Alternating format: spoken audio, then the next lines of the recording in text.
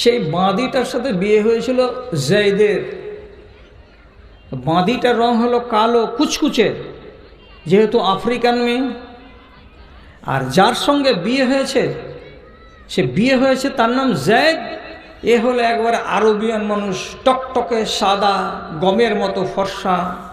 এত সুন্দর মানুষের বিয়ে হলো কালো চামড়ার এক মহিলার সাথে।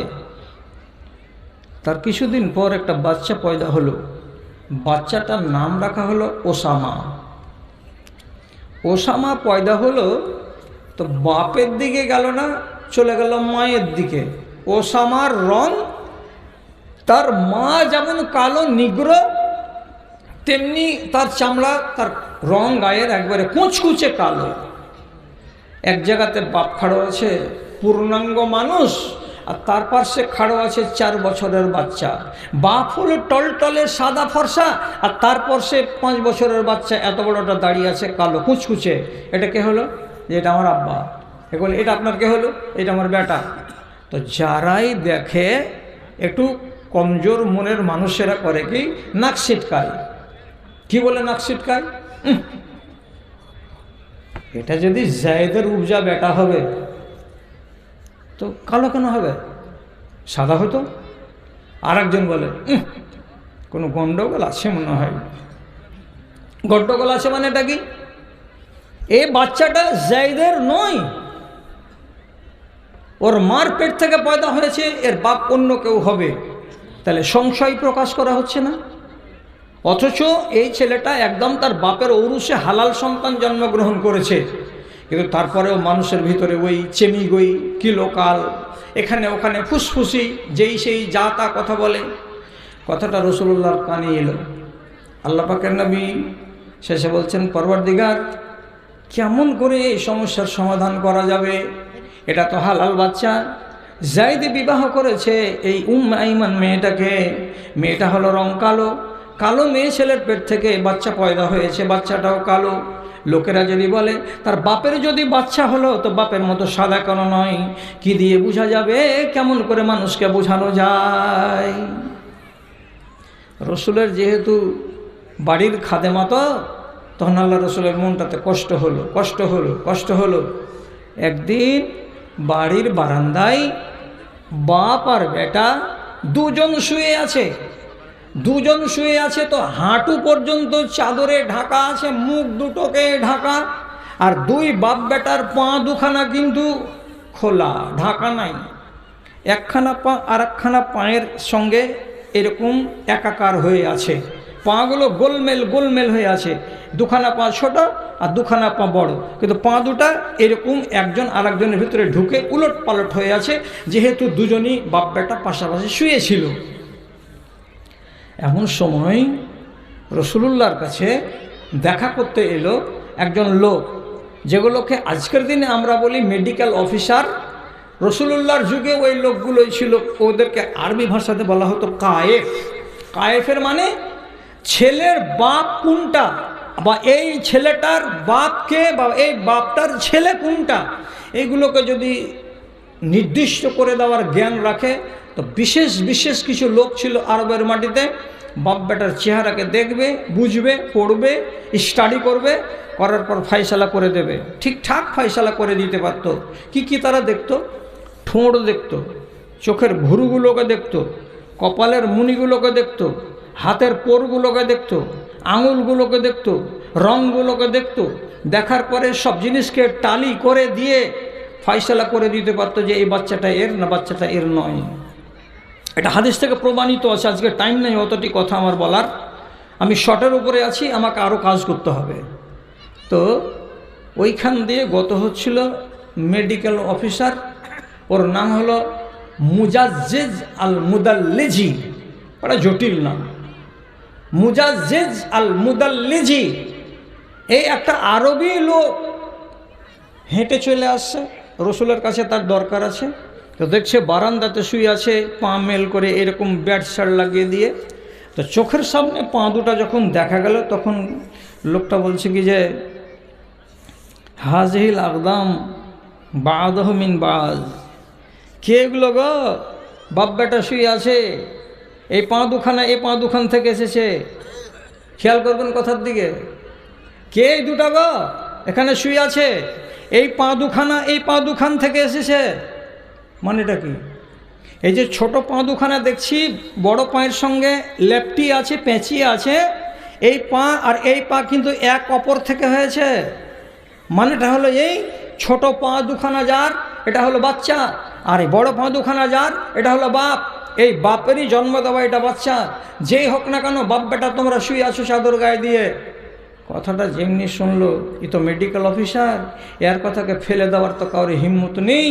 রসুলুল্লাহ ভিতরে ছিলেন, সাথে সাথে শুনতে পেলেন যে আমার বাড়ির এই চাকরানি, তার স্বামী জেয়দকে এত কথা শুনতে হলো, তার ছেলে ওসামাকে এত কথা শুনতে হলো।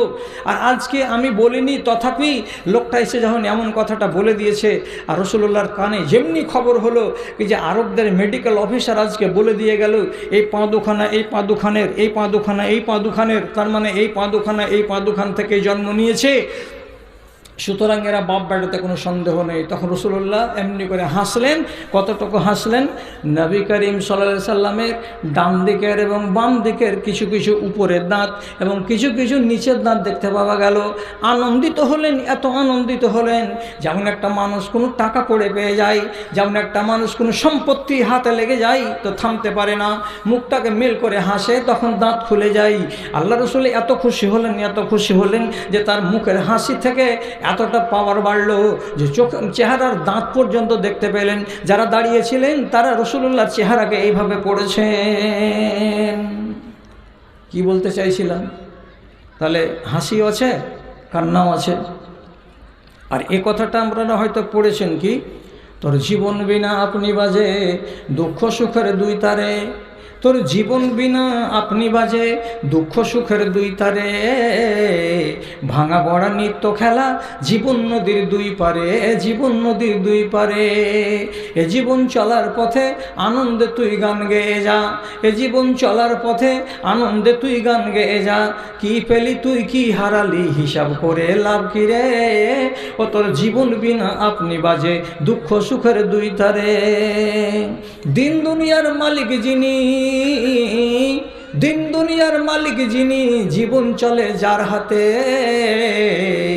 এক হাতে তার গরল আছে অমৃত বয় আর হাতে, অমৃত বয় আর হাতে।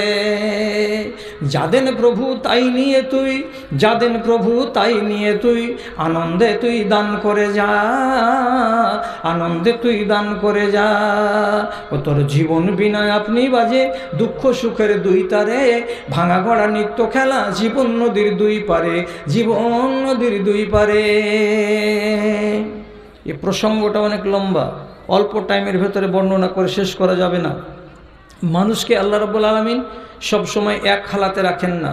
আপনি আজকে কাঙাল আছেন, হতে পারে কালকে আপনাকে আল্লাহ তাআলা ধনী বানিয়ে দেবেন। আপনি হয়তো আজকে কোটিপতি আছেন, সম্পত্তির মালিক আছেন, পরিস্থিতি এমন জটিল হয়ে যেতে পারে যে আপনাকে আল্লাহ তাআলা পথের ভিখারি বানিয়ে দিতে পারেন এবং বানিয়ে দেন। এমন ঘটনা একটা নেই, দুটা নেই, চারটা নয়, পাঁচটা নয়। কথাটা কি হয়তো বিশ্বাস করবেন কি করবেন না, এক যুগে আমাদের রতুয়া থানার আন্ডারে 3-4খানা গ্রাম ছিল গঙ্গার কিনারায়। তারা এত কলাই মারত যে ওই কলাইটি দক্ষিণ দিনাজপুর, উত্তর দিনাজপুর, মালদহ, মুর্শিদাবাদ, উত্তরবঙ্গের 7টা জেলা সবাই মিলে খেলেও আমরা শেষ করতে পারতাম না, এত কলাই আল্লাহ তাআলা ওদেরকে দিতেন। বিনা মেহনতের ফসল, কোনো মেহনত নাই, শুধু বুনে দাও আর পাকবে তখন কেটে নিয়ে এসে ঝেড়ে মেড়ে বাড়িতে তুলে নাও। আর কত দাম কলাই, তো বুঝতে পারছেন দাম কত। আনাজের ভেতরে কলার মতন দামি আনাজ এখন তো চোখে পড়ে না, এত দাম। সেই লোকগুলোর এক একজনের বাড়ি, আল্লাহ আল্লাহ আল্লাহ আল্লাহ, বাড়ির দিকে দেখলে টুপি পড়ে যাবে মাথা থেকে। এত ধনী লোক, এত ধনী লোক। আল্লাহ তাআলা বলছেন এক হালাতে থাকবি না রে বান্দা তোরা। অনেক কাঙাল আছে, ফকির আছে, তাকে আবার বড় লোক বানাতে হবে আমাকে। তো যেগুলো বড় লোক আছে তাদেরকে অনেককে আবার কাঙাল বানাতেও তো হবে। রব্বুল আলামিনের কি ফয়সালা হলো, গঙ্গা কাটতে কাটতে কাটতে কাটতে তাদের বাড়িকেও গ্রাস করলো, গলিকেও গ্রাস করলো, মাঠকে মাঠ, জমিনকে গ্রাস করে নিল। আর গ্রাস করে নেওয়ার পরে তাদের 2 তলা বাড়ি, 3 তলা বাড়ি সব চলে গেল গঙ্গার পেটে। এখন অনেকগুলো মানুষ তারা করেছে কি, ভেস্টের জমিতে, ভেস্ট তো বুঝেন, তো বুঝেন কিনা, ভেস্টের জমিতে কাউকে সরকার দিয়েছে 3 কাঠা, কাউকে সরকার দিয়েছে 4 কাঠা, আবার তাতে পাট্টা বের করে দিয়েছে। সরকারের পাট্টা দেওয়া জমিতে এরা বাস করছে, কোনো রকম করে সংসার চলে। ধন কেড়ে নিয়েছেন আল্লাহ, এখন এদেরকে অনেকগুলোকে কাঙাল বানিয়ে দিয়েছেন। আর আল্লাহ তাআলা কি বলছেন, ইয়াখালাতে থাকে না, অত ইজ্জমান তাশাও অত জিল্লমান তাশাও। কাকে রব্বুল আলামিন ইজ্জতদার বানিয়ে দেন, কাউকে আল্লাহ রব্বুল আলামিন জিল্লতের মুখোমুখি ফেলে দেন। কেউ ছিল খুশহাল, তাকে করে দেওয়া হয় বাদহাল, আর কেউ হয়তো বাদহাল, তাকে বানিয়ে দেওয়া হয় খুশহাল। এখনকার কথা বলছি, নাম নিব না, চ্যানেলের কথা, চ্যানেলওয়ালারা তখন প্রচার করে দেবে, লোকটার বাড়ি খবর চলে যাবে, তখন আমাকে ডাঙাবে, তখন যেখানে সামনে পাবে। তো আমি নাম নিচ্ছি না, আমি আন্দাজে বলছি। 4 লেন বুঝছেন কি বুঝছেন না? সরকারের যে নকশা রোড তৈরি হলো, এখন যে রোডগুলো চওড়া এগুলোকে কি বলছে, 4 লেন, 4টা রাস্তা যাবে আর আসবে, 2টা করে। তো আমাদের এলাকায় ধরে নেন, নাম বললাম না, এমন কোনো লোক কোন জমানাতে 1.5 বিঘা জমি কিনে লেগেছিল, তো এতটি যদি পাট গুনে, তো আধখানি পাট খেয়ে যায় গরু বাছুরে, আর আধটি পাট কোনো রকম বাড়িতে তুলে আনতে পারে। এই তো অবস্থা ছিল, নাজেহাল অবস্থা। এবার এই কাঙাল, এই গরিব, এই টাটির বাড়িতে বাস করা লোক, হঠাৎ করে ওর নামে নোটিশ গেল, তোমার এই 2.5 বিঘা জমিকে 4 লেন করার জন্য সরকার অ্যাকোয়ার করে নিয়েছে। অতএব তোমার এই জমির উপরে যে ছোট্ট একটা ঘর আছে, টিনের ঘরখানা, এর মূল্য আর বাদবাকি জায়গাটার মূল্য যেটা ধার্য করা হয়েছে, সেটা তুমি ব্যাংকে এসে নিয়ে যাও। তো ব্যাংকে গিয়ে 15 দিন পরে বলছে যে আমি তো জমি বেচবো না। বলছে, বাপ, বেচবো না বলিও না, ওটা বলে পারবে না, সরকারের এটা আইন, জনস্বার্থে তোমাকে দিতেই হবে, তোমাকে সরকার মূল্য দেবে, তুমি মূল্য নাও, জায়গা অন্য জায়গাতে তুমি কিনে নাও। 2.5 বিঘা জমি আর একটা টিনের বাড়িকে বিক্রি করতে গিয়ে সরকার কতটি টাকা দিল? বলছে মাত্র 97 লক্ষ টাকা দিল। এই গুদুড়ি কোম্পানি এবার কি করবে? 97 লক্ষ টাকার মালিক। এবার ও যদি বলে যে আমি 3 তলা বাড়ি বানাবো ছোট্ট করে একটা, আর 2 বিঘা জমিও কিনবো, 4 বিঘা জমিও কিনবো, বা একটা ব্যবসা চালাবো, পারবে কি পারবে না চালাতে? আপনি ভাবেন তো। এই কি ভেবেছিল যে আল্লাহ তাআলা আমাকে এত বড় কোটিপতি মালিক বানিয়ে দেবেন? এই জন্য কথাই আছে, জীবনটা যে ছন্দময়, জীবনটা যে ছন্দময়, রয় না কভু এক জায়গায়। জীবনটা যে ছন্দময়, রয় না কভু এক জায়গায়। আজকে যদি গাছতলায়, কালকে তবে 5 তলায়। জীবনটা যে ছন্দময়, রয় না কভু এক জায়গায়। আজকে যদি 5 তলায়, কালকে তবে 5 তলায়। কখন যে কার কি হাল হবে আমি জানি না, আর আপনি জানেন না। আমার গোড়ার কথাটা হলো এই, আল্লাহ আপনাদেরকে সবাই খুশহাল রেখেছেন সবাইকে। আমি চাই আপনারা খুশহাল থাকুন, আর আল্লাহ তাআলা আপনাদেরকে কোনো বাদহালির মধ্যে এবং এমন কোনো দুরবস্থার মধ্যে ফেলে দিবেন, এটা আমার কাম্য নয়।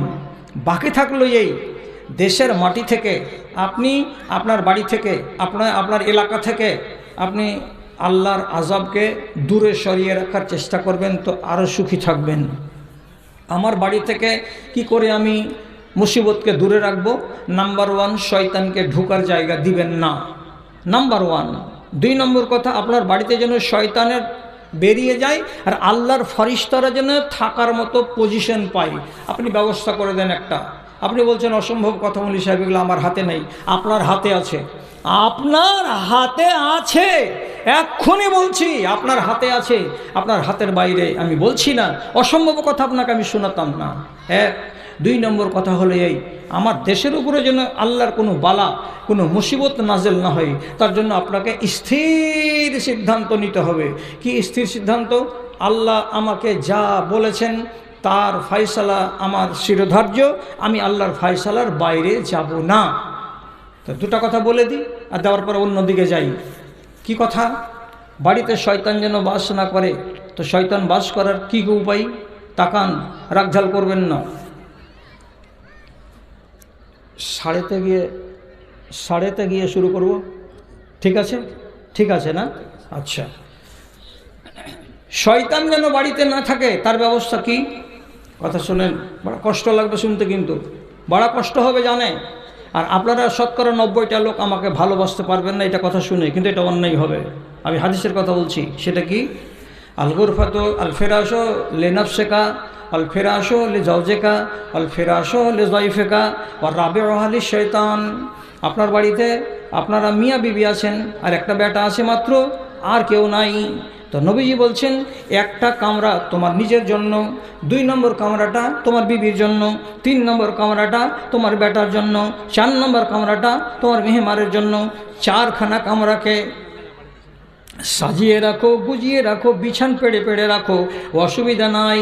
আর যদি 4-এর পরে 5 নম্বর কামরাতে লোক নেই, জন নেই, শুবার নাই, কেউ নাই, তাতেও যদি বিছানা লাগানো থাকে, তো রাসূলুল্লাহ বলছেন রাবেওয়া শয়তান, ওই 5ম নম্বর বিছানাতে শয়তান বাস করবে। তুমি শয়তানকে শুয়ার জন্য জায়গা করে দিয়েছো। এই জন্য সঠিক ইমানদারদের জন্য ফায়সালা হলো এই, যতটি দরকার আছে ততটি বাড়ি বানাও, যতটি দরকার নেই অতটি বাড়ি বানাতে হবে না, অত কামরা বানাতে হবে না। আপনি পেলেন পয়সা, 3 তলা বাড়ি ঠুকে দিলেন, 12টা কামরা, কে শুবে? কার জন্য? এবার আপনি যদি বলেন মাওলানা ব্যবসা করব বলে ফ্ল্যাট বানিয়েছি, জায়েজ, ফ্ল্যাট বানিয়েছি, লোককে ভাড়া দেব, অসুবিধা নেই। আর আপনি নিজের বসবাস করার বাড়িটাতে এতটি কামরা সব আলো দিয়ে আর স্টাইল দিয়ে আর এই দিয়ে সেই দিয়ে সাজিয়ে রেখে দিয়েছেন, লোক নাই, জন নাই, খা খা করছে মাঠ। রাসূলুল্লাহ বলছেন 4 নম্বর কামরাটাতে শয়তান শুয়ে থাকে। তো আপনার দ্বিতলে যদি শয়তান শুয়ে থাকে, তো নিচু তলাতে আপনি জীবনে কোনোদিন ফজরের জামাত ধরতে পারবেন? অসম্ভব। বেশি কথা বলবো না আপনাকে, কম কথা বলছি। আরেকটা কথা বলিনি, হজম করতে পারলে আলহামদুলিল্লাহ, আর না পারলে আমার কিছু করার নেই। নবী করিম সাল্লাল্লাহু আলাইহি সাল্লাম বলছেন লাম ইউমারনা আর নাকসুল হেজারাত ওয়া তিন। বসে যান। আমাকে আল্লাহ রাব্বুল আলামিন হুকুম করেননি কোনো কাঠকে কাপড় পরাতে, আল্লাহ তাআলা আমাকে হুকুম করেননি কোনো লোহাকে কাপড় পরাতে, লোহাকে, কাঠকে, এইসব জিনিসকে কাপড় পরাতে হবে না, কাপড় এগুলো পরার জন্য নয়। এবার আপনি শয়তানের বাড়ি কী করে বানালেন? আপনার জানালাতে পর্দা, আপনার মেন গেটে পর্দা, আপনার যতটি কামরা আছে প্রত্যেকটা কামরার মুখে লম্বা চওড়া পর্দা, আপনার টিভিটাকে ঢাকা আছে তার উপরে পর্দা, আপনার সোফার উপরে ঢাকা আছে সোফাকে, তাতেও পর্দা, আপনার এলসিডিটা যে দেয়ালে ঝুলছে তার উপরে আছে পর্দা, আপনার যেটা ফ্রিজ আছে বাড়িতে ফ্রিজটার উপরে পর্দা, যে কোনো জিনিসে পর্দা পর্দা পর্দা পর্দা। আর আমি যখন আপনার বাড়ি গেলাম, মাঝখানে আপনি আমাকে বসতে দিলেন চেয়ারে, আপনার স্ত্রী আমার কাছে চা নিয়ে এলো, বিস্কিট নিয়ে এলো, আপনার স্ত্রীর মাথায় কাপড় নাই, গলা পর্যন্ত খোলা, তো যেখানে লাগবে পর্দা সেখানে উড়ে গেল গর্দা, আর যেখানে লাগবে না পর্দা সেখানে চাপালেন পর্দা। এ বাড়িটা কার? তো শয়তানের। কষ্ট হবে, থামতে কষ্ট হবে যে এটা মৌলবীকে কেন ডাকলি? বুড়া মানুষের ব্রেন ঠিক আছে, ঠিক কথা বলছে কি? কসম আল্লাহর, একটা বাজে কথা বলিনি, এখনও ব্রেন ঠিক আছে, বয়স 65 বছর। বলছি যে কড়া হবে কথা, মানুষকে ইবলিস শয়তানকে টেনে বার করবেন আর ওইখানে ফারিস্তার বসবাসযোগ্য করে তুলবেন।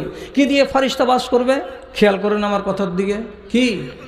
বাইরে গেছিলেন হাটে ঘাটে বাজারে কোথাও, এসে রাত 1টার সময় বাড়িতে ঢুকলেন, তো বাড়িতে ঢোকার সময় পহিলা কাজ হবে কি? বাড়ির লোককে আপনার সালাম দেওয়া। যেই থাকুক বাড়িতে, আপনি ঢোকা মাত্রই গেটের কাছে এসে কী বলবেন? আসসালামু আলাইকুম। আপনি বলবেন ধর, মায়া লোকটাকে বারবার করে আসবার সালাম দেবো মানে এটা কোন কথা হলো? তো আপনার বাড়িটা থেকে শুধু মেয়ে লোক আছে, স্ত্রী লোক আছে, আল্লাহর ফেরেশতারা নেই? আপনাকে সালাম দিতে কষ্টটা কি আছে? বিদেশ থেকে বাড়ি আসবেন তো আপনাকে দোয়া বলে ঢুকতে হবে বাড়িতে। বিসমিল্লাহি ওয়ালাজিনা বিসমিল্লাহি খারাজনা ওয়া আলাল্লাহি তাওয়াক্কালনা। যদি দোয়া পড়ে ঢুকেন, ইবলিস শয়তানের চামচারা বলবে চল হে, এ বাড়িতে থাকা যাবে না। কেন? ও আল্লাহকে সামনে নিয়েছে, আল্লাহকে বলে নিয়েছে, নিয়ে বাড়িতে প্রবেশ করেছে, এখানে কি আর আমরা থাকতে পারি? থাকবে না। তাহলে আল্লাহর ফেরেশতা কে দিয়ে থাকবে? সোজা অঙ্ক বলছি, সোজা অঙ্ক বলছি। যখন সন্ধ্যা লেগে যাবে, এশা নামাজ হয়ে যাবে, বাড়ির গেটকে বন্ধ করে দিবেন। আর আমার খালাকে, আমার মাকে বলবেন যে কোনো বাসনগুলোকে যখন ঢাকা দেবে তখন খালি মুখে বলবে বিসমিল্লাহ। দরজাতে যখন ছিটকিনি লাগাবে তখন শুধু বলবে বিসমিল্লাহ। যখন নিজের কপাটটাকে বন্ধ করে ঘরে শুতে যাবে তখন বলবে বিসমিল্লাহ। অপ্রয়োজনীয় আলোগুলোকে নিভিয়ে দেবে। আর নিভিয়ে দেওয়ার পরে নিজের খাটে শুয়ে যাওয়ার পরে এবার করবে কি, চেষ্টা করবে ডান হাতখানাকে ডান গালের উপরে দিয়ে বালিশে রেখে দিয়ে দোয়াটা পড়বে। দোয়াটা যেটা ঘুমাবার দোয়া, সেই ঘুমাবার দোয়াটাকে পড়বে। কতটি লোক আপনারা ঘুমাবার দোয়া জানেন আর কতটি জানেন না? এটা দিনাজপুর, তো দিনাজপুর পড়ছে, এটা দিনাজপুর। আপনারাই বাড়ি গিয়ে বলবেন।